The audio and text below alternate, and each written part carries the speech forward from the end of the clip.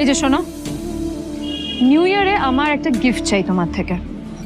আর গিফটটা যেন দামি হয়, হ্যাঁ, মানে খুব দামি, কয়েক লাখ টাকা। ওকে? কয়েক লাখ টাকা? কিন্তু অদ্রিতা, এত টাকা আমি একসাথে কখনো দেখিনি। তোমাকে এত দামি গিফট আমি কি করে দেব? এটা তো তোমার বিয়ে করার আগে ভাবা উচিত ছিল। একজন পুরুষ মানুষ হয়, নিজের স্ত্রীর এইটুকু ইচ্ছা তুমি পূরণ করতে পারবে না?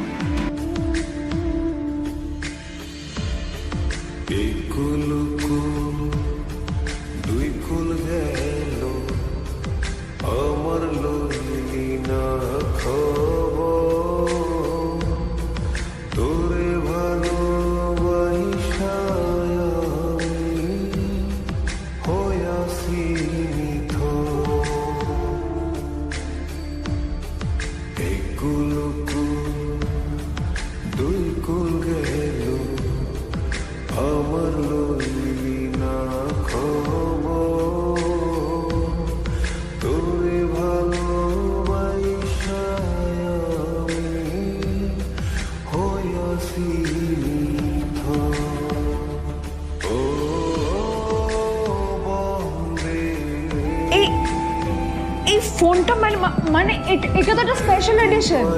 এটার দাম তো 3 কোটি টাকা। তুমি এটা পেলে কোথা থেকে? আসলে এটা অরিজিনাল নয়।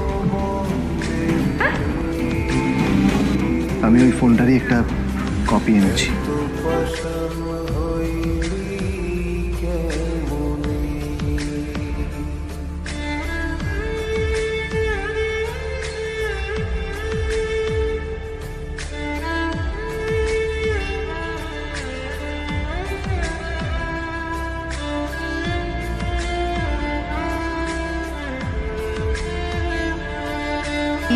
ফোনটা একটু দেখুন না প্লিজ।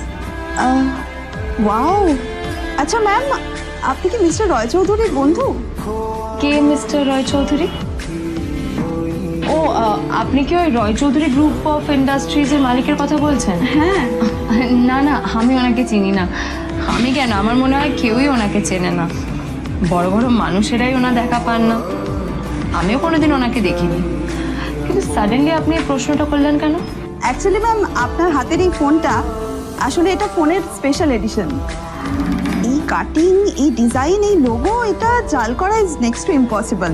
আর গোটা ভারতে বিক্রি হওয়া এই ফোনের সেকেন্ড পিস এটা, যেটা মিস্টার রয় চৌধুরী কিনেছিলেন।